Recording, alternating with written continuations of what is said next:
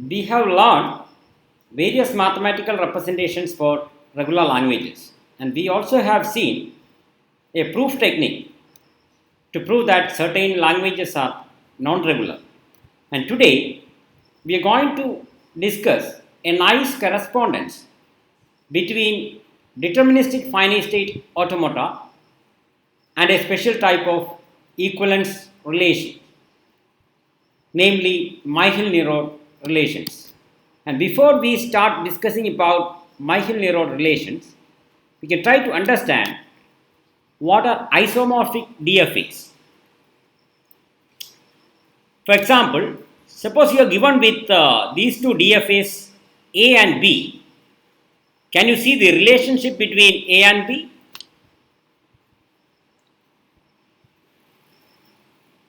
You can see that the DFAs A and B are essentially the same, except that their state names are different. The only difference is in the names of the state. And recall that the names of the states of a DFA are not taking part in defining the language accepted by the DFA. You can give any state name. State name is not deciding the language represented by a DFA. So, state name is just for our clarity what the state is. So, we can say that semantically these two are the same DFA. Only states have different names. Another example, and now you see these two DFAs A and B. Are they essentially the same with the different state names? In this case, it is not so easy to see that they are exactly the same. But if you carefully look at it, you can see that they are same, because here the B transition goes to a state where it stays back for A and B. Here this is that transition. And other transition A going to Q1, here it is to R3, and you can see that exactly what is happening here as well. So this is a different way of drawing it, but if you carefully observe, you can verify that these two are also essentially the same with different state names.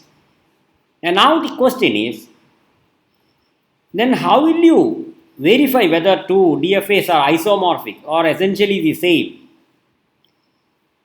You can, for example, in this case it's not so easy to see, but in this case it's very easy to see that they are isomorphic or essentially the same. Not that when I say they are essentially the same, it is more stronger than equivalent DFAs. Equivalent DFAs may have different structure and different number of states, but in this case they are essentially the same automaton but have got different state names. And how will you check?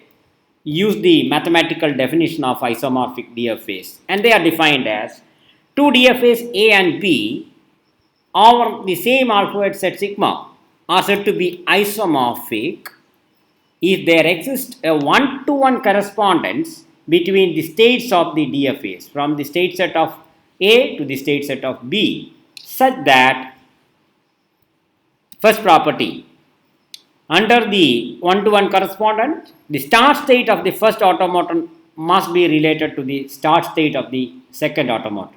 That is the first property. And second property may be a little difficult to read the mathematical formula and understand, but it is not so difficult.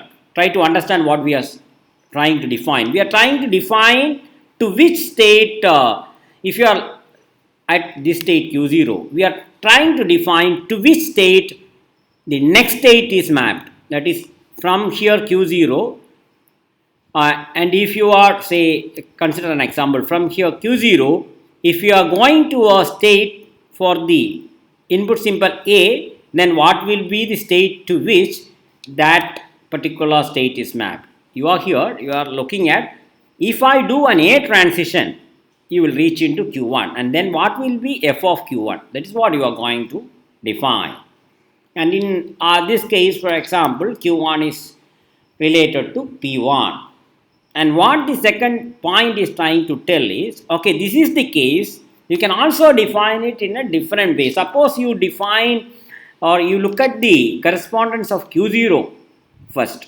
Rather than doing the transition here, you apply the one-to-one correspondence first. You will reach into a state in the second automaton, and there you apply the A transition. Where are you going for a P1?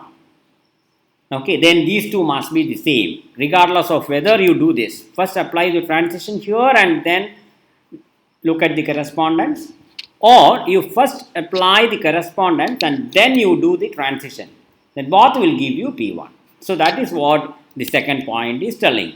That is, f of delta of A of Q0 comma A is same as first applying f on Q0, you will reach into a state in the second automaton and then you apply the delta function. Both are same. So this is exactly what the second point is telling. Hope you followed it. And now the last point is this. That is, if Qi is a final state in the first automaton, then f of Qi, that is a state to which Qi is mapped, must be a final state in the second automaton. Or in other words, you can say that when Qi and f of Qi as related, either both are final state or both are non-final states. So these are the three properties, and this is for you to mathematically or mechanically check whether two DFAs A and B are isomorphic. But semantically, what they are telling is, when A and B are isomorphic, it tells you that they are essentially the same automaton except for the names of the states in A and B. And it may be difficult if you are getting two different DFAs. They are drawn in different ways what isomorphic. For that you can check these conditions to see whether they are isomorphic or not. But basically it tells you that both the automata A and B are essentially the same, only they have different state names. Hope you followed it, and with this let us move on and try to see what is a Myhill-Nerod relation. We can try to understand this relation by using an example DFA, and later we can formalize its definition. So here is a nice DFA given to you as an example, and now we are going to define an equivalence relation over the strings of this alphabet set in terms of the given DFA. Let us see how you can define an equivalence relation. Consider a binary relation on the strings induced by this DFA on the alphabet set sigma, and the relation is defined as two strings x and y are related if and only if the path for x from the start state in the automaton is ending in a state q, then the path for y from the start state also must end in the same state. So they are saying that the path for x and y from the start state of the automaton goes to the same state, then they are related. Otherwise, they are non-related. Hope the definition of the relation is clear. Maybe we can look at an example. We can say that epsilon and b are related. Why? Because you see the path for epsilon from Q0, epsilon means you are not moving to any state, so you are in Q0 itself. What about for the path for B? You are starting here, path for B is coming back to Q0. So both ends at Q0, hence they are related. Many other pairs are given. You can, for the interest of time, I am not verifying all. You can do it offline. Maybe we can verify it for this particular relation. I am saying that A square is related to this string. Why is it so? See, where you go for A square from the start state, A square is taking you to the state Q2. Remember, it's Q2. Now see, what is the state to which this string is taking you? BA raised to 5. BA, B,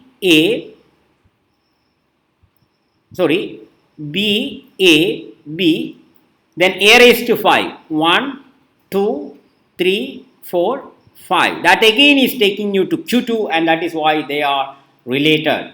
Hope with these examples the definition is clear to you, and more example pairs are given. In fact, 2 example pairs are given corresponding to each state in this automaton. That is, given an automaton, X and Y are said to be related if and only if the paths for X and Y both terminates in the same state, and that is the relation K. And you can see that this relation is satisfying a set of 4 properties. The first property is that the relation is an equivalence relation.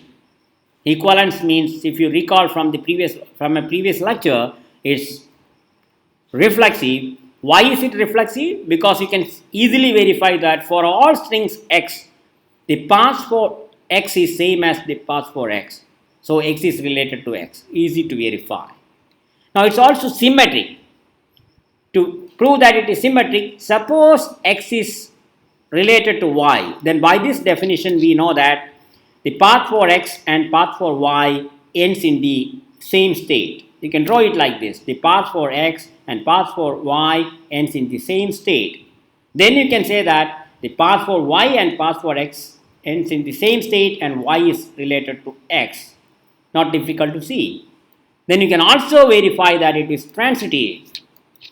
Transitive means, suppose X is related to Y and Y is related to Z.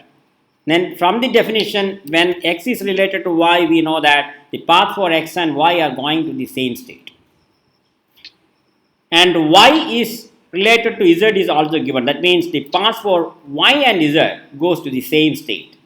Then from these we know that the path for X and Z goes to the same state, and hence X is related to Z. Whenever X is related to Y and Y is related to Z.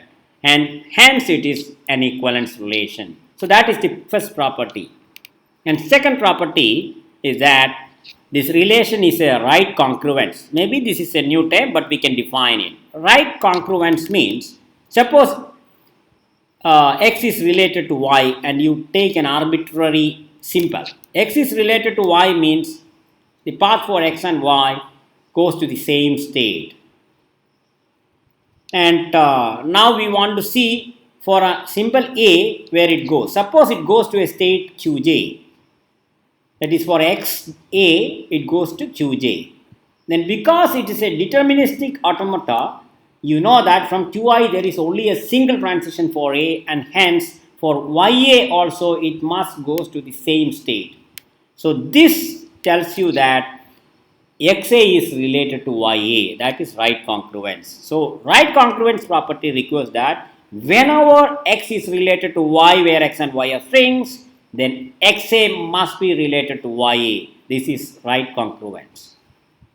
And now the third property tells you that this relation, the relation defined like this, refines the language. Now we need to say, what do you mean by refining the language? It is this. Suppose that X is related to Y. Then you can draw it like both X and Y are going to the same state. Now suppose this state is final. Then we know that both X and Y are in the language. That is, if X is in the language, then Y is in the language. Okay, now suppose this is a non-final state. That means X is not in the language. Then we also have Y not in the language. So we can summarize and say, if whenever X is related to Y, then both X and Y are in the language, or both X and Y are not in the language. This is how you say it logically. Now the last property, which tells you that the equivalence relation is of finite index, meaning there are only finitely many equivalence classes for this relation. It's also easy to verify. Here you know that the relation is when both these strings paths for both these strings comes to the same state, then they are in the same equivalence class. So you will get 4 equivalence classes in this case. In general, if a DFA is given with n states, then you are going to get exactly n equivalence classes. And in this example, the equivalence classes are these. epsilon is the equivalence class for the start state, and all strings, if you divide the number of A's in the string with 4, you will get the remainder as 0, that is the first class. Okay, and the number of A's mod 4 equal to 1 is the second class corresponding to Q1, and the third class is number of A's mod 4 is 2, and the fourth class is number of A's in the string modulo 4 is 3, and these are the 4 equivalence classes corresponding to these states. And if you summarize these 4 properties, you can say that this relation is an equivalence relation which is a right congruence of finite index refining the language. Exactly, we are combining these two into a single sentence. And that is a Michael-Nerod relation with an example.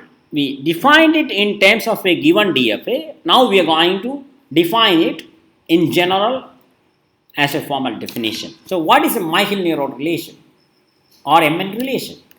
Let L be a language over an alphabet set sigma. Then an MN relation is an equivalence relation on the string set which is a right congruence of finite index refining L. That is all the 4 properties.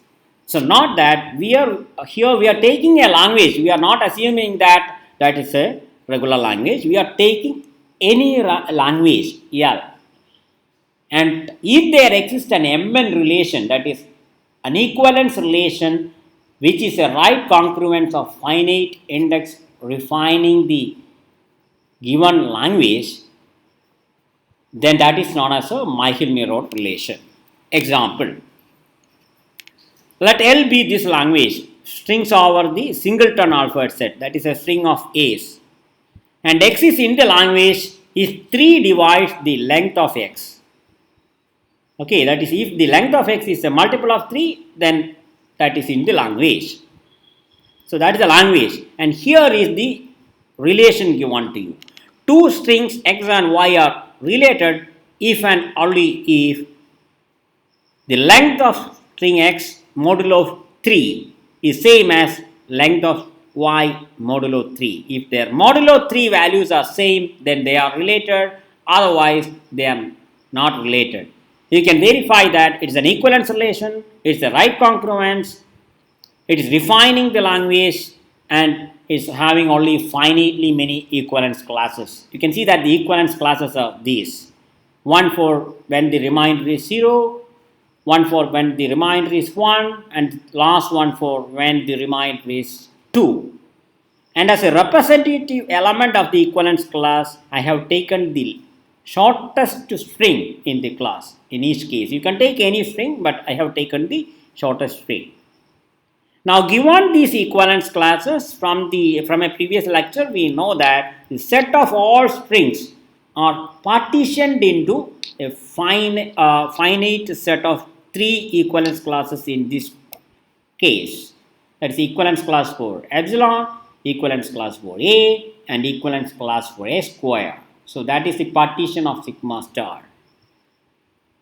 Okay, and now we are going to see an algorithm, and that is taking an MN relation as an input and will give you a deterministic finite state automaton as output. And we are going to see that algorithm. That is, we are going to discuss an algorithm which will take an MN relation as an input and gives you a deterministic finite state automaton as output. Note that MN relation is taking only a language. That language is not assumed to be regular. But if there exists an MN relation for a language, then we can conclude from this algorithm that the language is regular. That is, whenever there exists an MN relation for a language, then we can automatically construct a DFA for the language, and hence the language must be regular. So we are now learning the 6th representation for a regular language, which is MN relation. And let us look at the algorithm using this example, same example. Now we have this language and this is the equivalence relation uniquely represented by this set of equivalence classes. And we want to see how can you construct the DFA. Now in the DFA, the equivalence classes are going to become the states of the DFA. So the state set is nothing but the set of equivalence classes. Not that the MN relation has only finitely many equivalence classes, because it is a finite index, you are getting finitely many states. So each equivalence class is going to become a state in the automaton. Now the next thing to define is the start state. The state corresponding to epsilon is going to be the start state. The state corresponding to the equivalence class of epsilon is the start state. Now the third thing to be defined is transition function. It is defined as this. The transition function for an equivalence class X for the input symbol A is the equivalence class for XA. So what you do is you concatenate X with A and the corresponding equivalence class is XA, and that is going to be the state. And that is the definition. For example, here, if you are here, the transition for A goes to this state. Why? Because epsilon concatenated with A is the equivalence class for A. And if you are here and A transition is going to A square, because A concatenated with A is A square. And if you are here, then if you get one more A, it is A square concatenated with A, which is A cube. But you know that A cube is in the equivalence class of epsilon, because when you divide the length of A cube and the length of epsilon, you will get the same remainder when you divide it by 3, because 3 by 3 remainder is 0, 0 by 3 the remainder is 0. Hope you followed it, and that is the definition of transition function.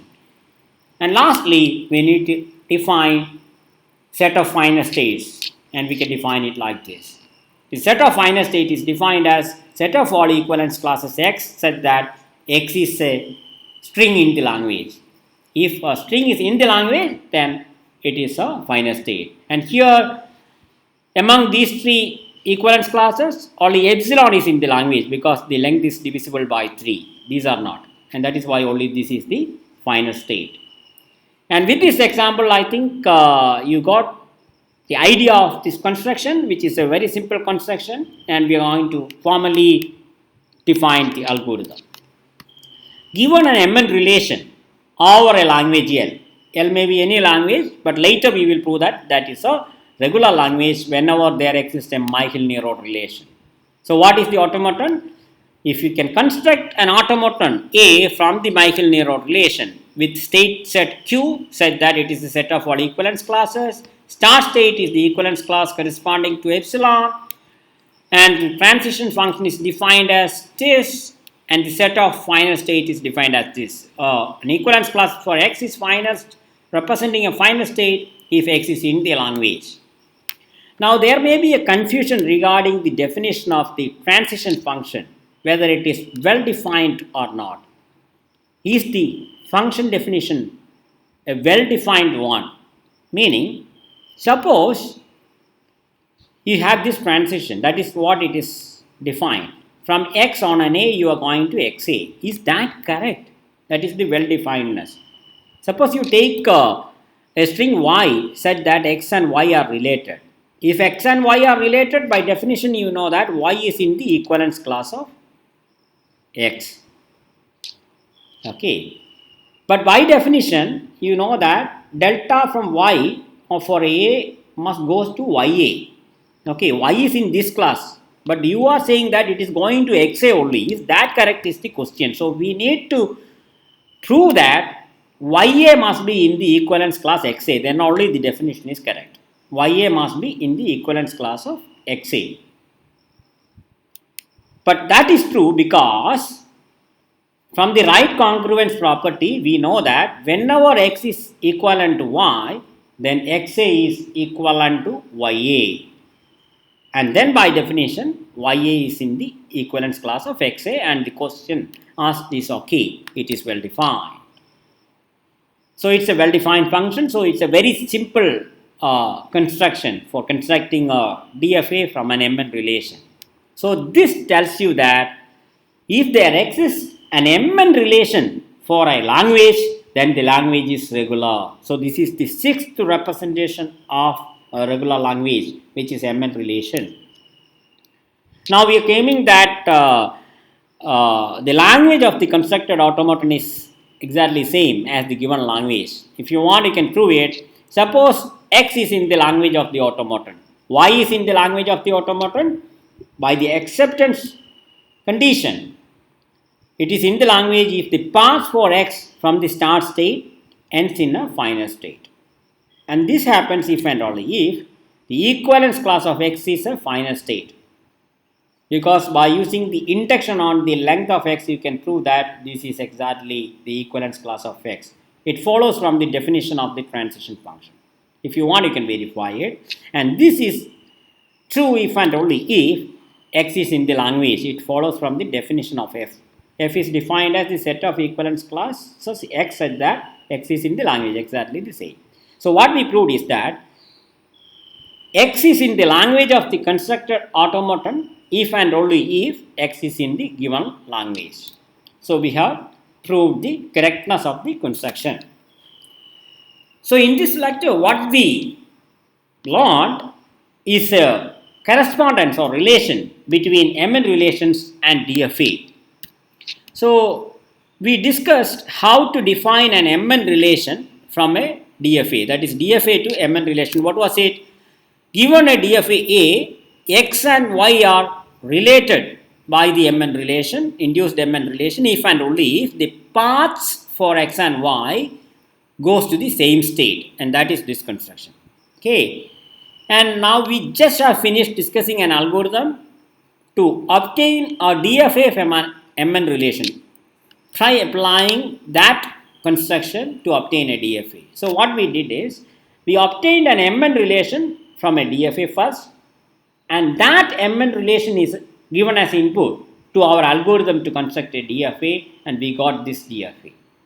And if you do this, you can verify that the DFA A and the DFA obtained are isomorphic. And this is why we discussed isomorphism first.